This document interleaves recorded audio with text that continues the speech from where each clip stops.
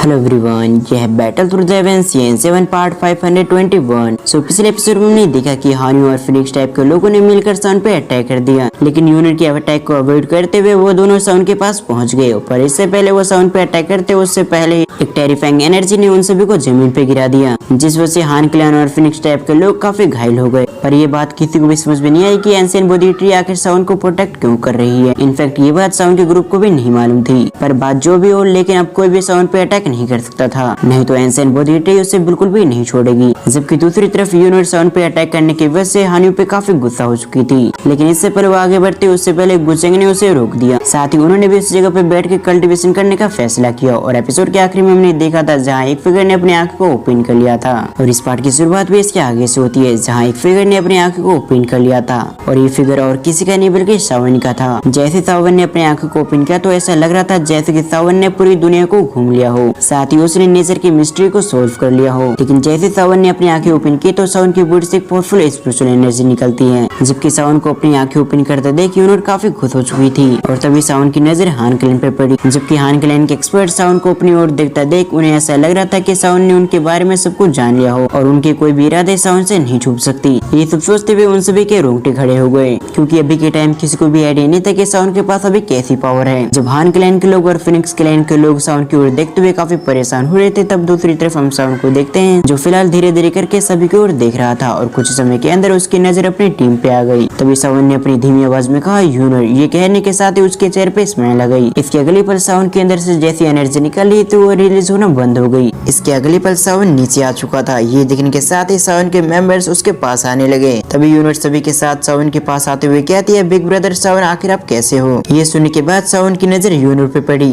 जिसकी ओर देखते हुए सावन ने नोट कर दिया। साथ ही उसने अपने मन में कहा, भले मैं पिछले 1 महीने के लिए एंशिएंट बॉडी ट्री के नीचे बैठा हुआ था, पर मेरे लिए ये 1 महीने 100 जिंदगी के बराबर था, और अगर मेरा माइंड पावरफुल न होता तो फिर मैं इसी रिइंकार्नेशन में फंसा होता। ये सब सोचते हुए सावन एंशिएंट बॉडी ट्री को ग्रीट करते हुए कहता है, तुम्हारा बहुत बहुत धन्यवाद। अब जैसे सावन ने एंशिएंट बॉडी ट्री को धन्यवाद किया, उसी समय एंशिएंट बॉडी ट्री से थोड़ी बहुत स्पिरिचुअल पावर रिलीज होती है, जो देखकर सावन के चेहरे पे स्माइल आ गई। तभी गुचेंग ने सावन से कहा, क्या तुम बैंक्सिंग लेवल पे पहुंच चुके हो? गुचेंग ने सावन से ये सवाल इसलिए किया था क्योंकि उसके अंदर से जैसी एनर्जी निकल रही थी वो काफी मिस्टीरियस थी। साथ ही गुचेंग ने अपने क्लैन के बैंक्सिंग एक्सपर्ट से भी ऐसे एनर्जी को निकलते हुए नहीं देखा था। जबकि गुचेंग की बातों को सुनने के बाद सावन के चेहरे की स्माइल और भी बड़ी हो गई। तभी सावन ने गुचेंग से कहा, बैंक्सिंग पे पहुंचना इतना भी इजी नहीं है, पर भले ही मेरा लेवल बैंक्सिंग ना पहुंचा हो, लेकिन इसके बावजूद मैं अभी फिलहाल 9 स्टार डॉजन के पीक पे हूँ। जबकि सावन के लेवल को सुनने के बावजूद गुचेंग सरप्राइज हो गया, क्योंकि भले ही सावन बैंक्सिंग पे ना पहुंच पाओ, लेकिन इसके बावजूद 9 स्टार डॉजन के पीक पे पहुंचना बहुत बड़ी बात होती है। और लोगों को 9 स्टार डॉजन से 9 स्टार डॉजन के पीक पे जाने में कई सालों लगते हैं, लेकिन सावन की बात की तो वो 9 स्टार डॉजन से 9 स्टार डॉजन पे केवल 1 महीने के अंदर आ चुका है, और ऐसा करने लोग को हैरान करने के लिए काफी था। जब गुचेंग ये सब सोचते हुए हैरान हो रहा था, तब दूसरी तरफ हम सावन को देखते हैं जिसने अपने मन में कहा, भले इन सभी को ऐसा लग रहा है कि मैं 9 स्टार डॉजन से 9 स्टार डॉजन के पीक पे पहुंचने के लिए लगभग 1 महीना लिया हूं, लेकिन हकीकत में सावन को 9 स्टार डॉजन से 9 स्टार डॉजन के पीक पे पहुंचने के लिए लगभग 100 साल का एक्सपीरियंस लगा था। तब जाकर सावन कहीं 9 स्टार डॉजन से 9 स्टार डॉजन के पीक पे पहुंच पाया।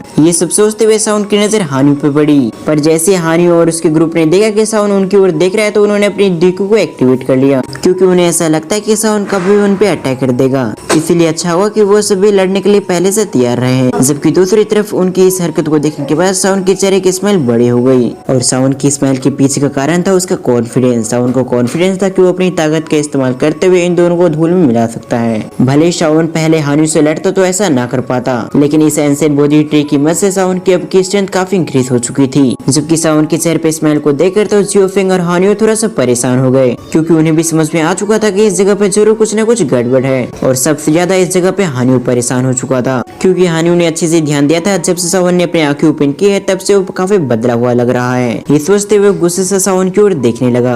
साथ ही अब हानियो को काफी अफसोस हो रहा था कि उसे सबसे पहले सावन को खत्म कर देना चाहिए था जब उसकी और सावन की पहली मुलाकात हुई थी। जब अगर हानियो ने सावन को खत्म कर दिया होता तो ये एंशिएंट बॉडी ट्री उसके पास होती, लेकिन हानियो को इस बारे में कोई भी आइडिया नहीं था। अगर उसने सावन को मार भी दिया होता तब भी वो एंशिएंट बॉडी को कभी भी नहीं ले पाता, क्योंकि जैसे वो सावन को मारकर एंशिएंट बोधी ट्री के पास आता तो वो सभी अपने इल्यूजन में खो जाते और तो और हानियो के पास कोई बोधी सीट भी नहीं है जिसकी वजह से वो इल्यूजन से सावन की तरह निकल सकता था। इसलिए अगर हानियो ने सावन को मार भी दिया होता तब भी वो एंशिएंट बोधी ट्री के फायदा नहीं ले पाता और इस जगह पर आकर वो सभी के साथ एंशिएंट बोधी ट्री का पपेट बनकर हमेशा के लिए रह जाता। और तो और अगर सावन ने कुछ समय पहले एंशिएंट बोधी ट्री के अंदर से नेगेटिव एनर्जी ना निकाला होता तो ये सब भी अभी भी इल्यूजन में पड़े होते। अब हम बाकी लोग को भी देखते हैं जिनकी निगाह भी फिलहाल के लिए सावन पे टिकी हुई थी, लेकिन जब ये सभी सावन को देखने में बिजी थे तभी एंशिएंट बोधी ट्री धीरे धीरे करके मूव करने लगी। जो देखते हैं फिनिक्स ट्राइब और हानियो को ग्रुप जल्दी से उस जगह से पीछे आ गया क्योंकि इन दोनों के ग्रुप ने कुछ समय पहले एंशिएंट बोधी ट्री की पावर को विटनेस किया था। इसलिए ही दोनों ग्रुप जानते थे कि एंशिएंट बोधी ट्री कितनी खतरनाक है और कितनी पावरफुल है। पर इससे पहले ये सभी जादू जाते उससे पहले एक व्यक्ति चलाते हुए कहता है ये तो बोधी सीट है। जैसे उस व्यक्ति ने अपना कहना कंप्लीट किया उसी समय हम एंशिएंट बोधी ट्री के ऊपर देखते हैं जहाँ पर काफी सारे बोधी सीट मौजूद थे और इस एंशिएंट बोधी ट्री के ऊपर कम से कम 20 बोधी सीट मौजूद थे। और जैसे इन्होंने एंशिएंट बोधी ट्री के ऊपर बोधी सीट को देखा तो उन्होंने सब कुछ इग्नोर करते हुए बोधी सीट की ओर बढ़ने लगे क्योंकि एंशिएंट बोधी ट्री से निकली हुई ये बोधी सीट भी काफी रेयर है। लेकिन इससे पहले ये बोधी सीट किसी के भी हाथ लग पाते उससे पहले सावन ने एक चुटकी मारी जिससे कि एंशिएंट बोधी ट्री पे लगी हुई सारी बोधी सीट सावन के हाथों में आ गई। तभी सावन ने एंशिएंट बोधी ट्री की ओर देखते हुए उसे ग्रीट करते हुए कहा आपका बहुत बहुत धन्यवाद। और इस जगह पे हमें मालूम होता है कि एंशिएंट बोधी ट्री ने ये सभी बोधी सीट सावन को दिया था उसके अंदर से उसकी नेगेटिव एनर्जी निकालने के लिए। जबकि इस एंशिएंट बोधी ट्री की बोधी सीट को लेने के साथ ही सावन ने एक बार फिर से इशारा किया जिससे ये सभी एक एक बोधी सीट सभी के हाथों में आ चुकी थी, यानी कि सावन और उसके जितने भी ग्रुप मेंबर्स थे उनके हाथों में आ चुकी थी। जबकि दूसरी तरफ सावन के ग्रुप मेंबर अपने सामने बोधी सीट को देखने के साथ ही सरप्राइज हो गए, लेकिन किसी तरह से उन्होंने अपने आप को शांत करते हुए उन सभी बोधी सीट को अपनी स्टोरिंग के अंदर स्टोर कर लिया क्योंकि वो सभी भी जानते थे कि ये बोधी सीट काफी पावरफुल है और ऐसी चीज उनकी ताकत को बढ़ाने में काफी काम आएगी। सीन शिफ्ट कर हम कुछ लोग को देखते हैं जिन्हें समझ में आ चुका था कि सावन उन्हें कुछ भी नहीं देगा। ये सोचते हुए वो सभी निराश हो गए, लेकिन तभी उन्होंने देखा कि उनके सामने एक रोशनी आ चुकी है और ये रोशनी और किसी की नहीं बल्कि बोधी सीट की थी जो उन लोग के सामने थे जिन्होंने सावन पे अटैक नहीं किया था